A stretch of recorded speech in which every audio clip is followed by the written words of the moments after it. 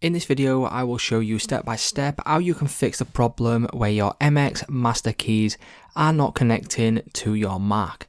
So what we need to do once we do this, so for me personally, I've had many different problems with my MX master keys not connecting to my MacBook.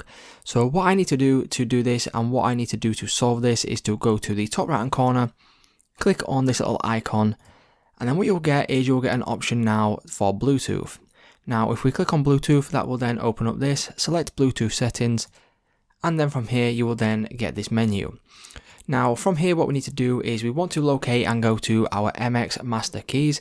So mine is right here. I will go over to the information tab, click on the information icon, and then from here, you want to select forget this device. Now, once you do this, you will then need to select forget device to confirm this. And then once you have confirmed it, you will then need to put your MX master keys into pairing mode. And then obviously, once you put this into pairing mode, your MX master keys will then be located under nearby devices. Once you reconnect your MX master keys, that should then fix the problem and then it should work correctly.